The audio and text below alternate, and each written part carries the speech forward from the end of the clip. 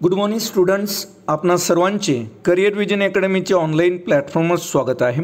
आज आपण one liner current अफेअर्सचा भाग 36 अभ्यासणार आहोत। या भागातला पहिला मुद्दा एक्स्पोसॅट उपग्रहाच्या प्रक्षेपणाच्या संदर्भात आहे। एक्स्पोसॅट या उपग्रहाचं प्रक्षेपण 1 जानेवारी 2024 रोजी करण्यात आले। PSLV C-58 या रॉकेटद्वारे इस्रोने या एक्स्पोसॅट उपग्रहाचं प्रक्षेपण केलेलं आपल्याला पाहायला मिळते। हे PSLVचे 60वे उड्डाण होते आणि या उपग्रहाचं वजन जे आहे ते 480 किलोग्रॅम एवढं आहे आणि या उपग्रहाची निर्मिती रमन संशोधन संस्था आणि UR राव उपग्रह केंद्र यांनी संयुक्त विद्यमाने केलेली आपल्याला पाहायला मिळते। इस्रोद्वारे आंध्र प्रदेश राज्यातील श्रीहरिकोटा या ठिकाणाहून या उपग्रहाचं प्रक्षेपण करण्यात आलेलं आहे आणि मुख्य उद्देश या एक्स्पोसॅट उपग्रह सोडण्यामागचा कृष्णविवरांचा अभ्यास करणे हा आपल्याला दिसून येतो। कृष्णविवरांचा अभ्यास करणारा भारत हा जगातला अमेरिकेनंतर दुसरा देश ठरलेला आहे। एक्झाम पॉईंट ऑफ व्ह्यूने हे सर्व मुद्दे खूप महत्त्वाचे आहेत। यावर तुम्हाला प्रश्न विचारण्यात येऊ शकतो की एक्स्पोसॅट या उपग्रहाचं प्रक्षेपण कोणत्या रोजी करण्यात आले? 1 जानेवारी 2024 रोजी। कोणत्या रॉकेटद्वारे करण्यात आले? तर PSLV C-58 द्वारे एक्स्पोसॅट या उपग्रहाचं प्रक्षेपण करण्यात आले आणि एक्स्पोसॅट हा जो उपग्रह आहे हा कोणी तयार केला? तर रमन संशोधन संस्था आणि UR राव उपग्रह केंद्र यांनी संयुक्त विद्यमाने हा एक्स्पोसॅट उपग्रह तयार केलेला आहे आणि इस्रोद्वारे आंध्र प्रदेश राज्यातील श्रीहरिकोटा या ठिकाणाहून या उपग्रहाचं प्रक्षेपण करण्यात आलेलं आपल्याला पाहायला मिळते।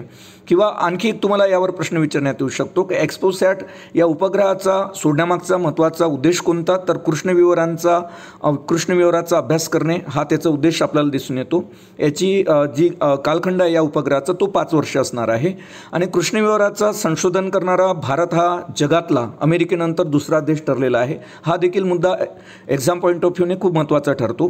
पुढचा मुद्दा आपण काही वन लाइनर्स क्वेश्चन पाहणार आहोत। कोणते राज्य आपल्या राज्यात सफरचंदाची चोरी रोखण्यासाठी आपल्या राज्यात ॲपल ऑन व्हील्स उपक्रम राबवत आहे? त्या राज्याचं नाव म्हणजे हिमाचल प्रदेश। हा देखील मुद्दा एक्झाम पॉईंट ऑफ व्ह्यूने खूप महत्त्वाचा ठरतो। तर आपल्या राज्यामध्ये सफरचंदाची चोरी रोखण्यासाठी आपल्या राज्यामध्ये ॲपल ऑन व्हील्स हा उपक्रम कोणतं राज्य राबवत आहे? तर हिमाचल प्रदेश। त्यानंतर अतिशय महत्त्वाचा मुद्दा आपण बघणार आहोत। मंगळावर रोव्हर चालवणारी पहिली भारतीय महिला कोण, ज्या सध्या नासामध्ये कार्यरत आहे? तर त्या म्हणजे अक्षता कृष्णमूर्ती।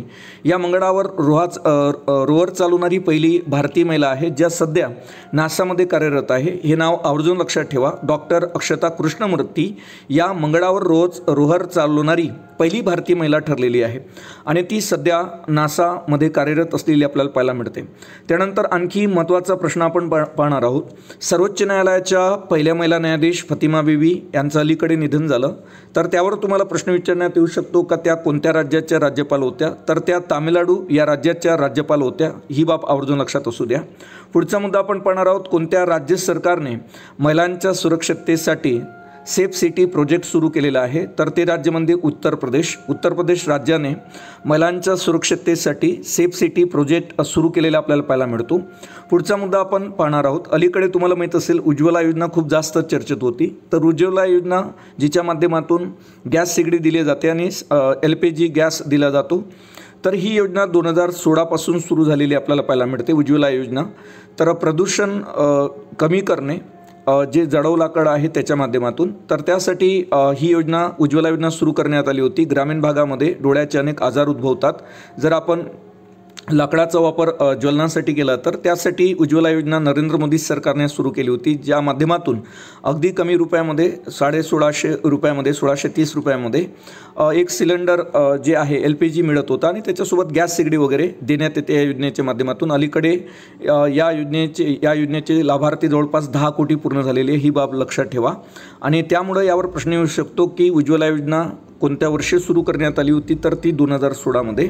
पुढचा मुद्दा आहे का व्हाय भारत मॅटर्स हे अलीकडे खूप जास्त चर्चेत असलेलं पुस्तक आहे। या पुस्तकाचे लेखक कोण? तर परराष्ट्र मंत्री S जयशंकर हे व्हाय भारत मॅटर्स या पुस्तकाचे लेखक आहे। त्याच्यानंतर पुढचा मुद्दा घेणार आहोत, तो देखील खूप महत्त्वाचा आहे का भारताच्या नवीन संसदेचं कामकाज गणेश चतुर्थीच्या मुहूर्तावर कोणत्या रोजी सुरू करण्यात आले? तर भारताची जे नवीन संसद आहे तिचं कामकाज 19 19 सप्टेंबर 2023 रोजी सुरू झालेला आहे. ही बाब आवर्जून लक्षात ठेवा. गणेश चतुर्थीच्या मुहूर्तावर नवीन संसदेचं कामकाज सुरू झालेलं आपल्याला पाहायला मिळते. पुढचा मुद्दा आपण पाहणार आहोत. अलीकडे लोकसभेमध्ये एक नारी शक्ती वंदन विधेयक मांडण्यात आलेलं आपल्याला पाहायला मिळते. 128 विधेयक असेल ते. त्या माध्यमातून लोकसभेमध्ये 33% आरक्षण मिळणार आहे महिलांना. तर ही आरक्षणाची तरतूद किती वर्षासाठी असेल तर सुरुवातीला 15 वर्षासाठी. तर लोकसभेत मांडलेल्या नारी शक्ती वंदन विधेयकात महिलांसाठी जे आरक्षण देण्यात आलं त्या आरक्षणाची तरतूद सुरुवातीला 15 वर्षासाठी असणार आहे आणि जवळपास हे 2019 नंतर महिलांना आरक्षण मिळणार आहे. ही बाब आवर्जून लक्षात ठेवा. पुढचा मुद्दा आपण पाहणार आहोत. 2024मध्ये युनेस्कोच्या जागतिक वारसा समितीच्या 46व्या सत्राचं यजमानपद भूषवणारा देश कोणता तर तो म्हणजे भारत. भारत हा 2024मध्ये युनेस्कोच्या जागतिक वारसा समितीचं म्हणजे 46व्या सत्राचे यजमानपद भूषवणारा देश आहे. पुढचा मुद्दा आपण पाहणार आहोत. केंद्र सरकारच्या फार्मर ID या पथदर्शी उपक्रमामध्ये महाराष्ट्रातील कोणत्या जिल्ह्याची निवड करण्यात आलेली असा हा प्रश्न आहे. तर केंद्र सरकारच्या फार्मर ID या पथदर्शी उपक्रमामध्ये महाराष्ट्रातील बीड जिल्ह्याची निवड करण्यात आलेली आपल्याला पाहायला मिळते. पुढचा मुद्दा घेणार आहोत आपण. अलीकडे तुम्हाला माहीत असेल जगातील सर्वात मोठी cruise icon of the Seas ही एक मोठी जहाज जे आहे त्याचं उद्घाटन करण्यात आलेलं आहे. तर हे क्रूज रॉयल कॅरिबियनने बनवलेलं आहे. तर त्याची लांबी किती आहे तर 1198 फूट असलेली आपल्याला पाहायला मिळते. जगातलं सर्वात मोठं टायटॅनिक जहाजपेक्षाही खूप जास्त मोठं जहाज आहे. तर जगातलं सर्वात मोठी क्रूज आहे ही. त्याला आपण cruise icon of the seas म्हणतो आणि ही रॉयल कॅरिबियननं बनवलेली आहे आणि तिची लांबी जर आपण पाहिली या जहाजाची तर 1198 फूट एवढी आपल्याला पाहायला मिळते. पुढचा मुद्दा आपण पाहणार आहोत. स्वच्छ व सुंदर शहर या संकल्पनेतून राज्यातील कोणत्या नगरपरिषदेने पहिले स्मार्ट कॅफे टॉयलेट उभारलेलं आहे तर हिंगणघाट या नगरपरिषदेने स्वच्छ व सुंदर शहर या संकल्पनेतून राज्यातलं पहिलं स्मार्ट कॅफे टॉयलेट उघडलेलं आपल्याला पाहायला मिळते. त्याचं उभारलेलं पाहायला मिळते. स्मार्ट कॅफे टॉयलेट उभारणारं महाराष्ट्र राज्यातील पहिली जी नगरपरिषद आहे ती म्हणजे हिंगणघाट. पुढचा मुद्दा हा देखील खूप महत्त्वाचा आहे का 2023मध्ये हा मुद्दा आपण पाहणार आहोत. 2023मध्ये विकिपीडियावर सर्वाधिक सर्च केल्या जाणाऱ्या सेलिब्रिटीमध्ये कोणता क्रिकेटपटू प्रथम स्थानावर आहे तर ते म्हणजे विराट कोहली. हे 2023मध्ये विकिपीडियावर सर्वात अधिक सर्च केल्या जाणाऱ्या सेलिब्रिटीमध्ये पहिल्या क्रमांकावर आपल्याला असलेले पाहायला मिळतात. पुढचा मुद्दा आपण पाहणार आहोत. स्टार्टअपमधून रोजगार देणारे देशातील पहिले राज्य कोणते ठरलेले आहेत तर स्टार्टअपमधून रोजगार देणारे देशातले पहिले राज्य म्हणजे महाराष्ट्र. त्यानंतर कर्नाटक आणि गुजरातचा दुसरा आणि तिसरा क्रमांक लागतो. पुढचा मुद्दा पाहणार आहोत आपण. देशातील पहिली अमृत भारत एक्सप्रेस ही रेल्वे कोणत्या 2 रेल्वे स्थानकादरम्यान धावली तर ते म्हणजे अयोध्या ते दरभंगा या 2 रेल्वे स्थानकादरम्यान भारतातली पहिली अमृत भारत एक्सप्रेस धावलेली आपल्याला पाहायला मिळते. पुढचा मुद्दा आपण पाहणार आहोत.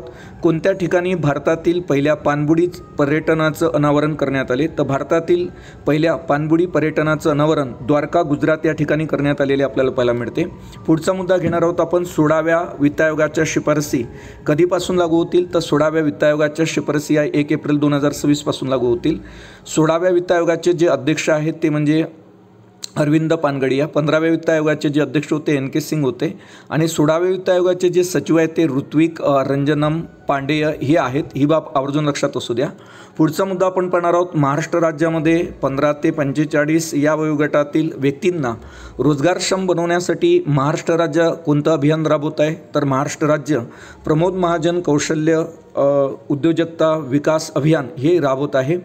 तर 15 ते 45 या वयोगटातील व्यक्तींना रोजगारक्षम बनवण्यासाठी महाराष्ट्र राज्य सरकार प्रमोद महाजन कौशल्य व उद्योजकता विकास अभियान राबवत आहे. हे विद्यार्थ्यांनी लक्षात घ्यावं. पुढचा मुद्दा आहे का सिंधुदुर्ग जिल्ह्यातील चर्चेत असणारी पाणबुडी प्रकल्प कोणत्या ठिकाणी उभारण्यात येतात जो अलीकडे खूप जास्त चर्चेत होता तो म्हणजे वेंगुर्ला या ठिकाणी सिंधुदुर्ग जिल्ह्यातील पाणबुडी प्रकल्प उभारला जात आहे सिंधुदुर्ग जिल्ह्यामध्ये आणि महाराष्ट्रातला हा पहिला पाणबुडी प्रकल्प असणार आहे जो अलीकडे खूप जास्त चर्चेत होता. गुजरातमध्ये जाणार आहे यावरून. तर तो महाराष्ट्रातच बनणार आहे असा निर्णय महाराष्ट्र राज्य सरकारने घेतलेला आहे का पाणबुडी प्रकल्प हा सिंधुदुर्गतील वेंगुर्ला या ठिकाणीच जो आहे पाणबुडी पर्यटन प्रकल्प हा वेंगुर्ला या ठिकाणीच असणार आहे.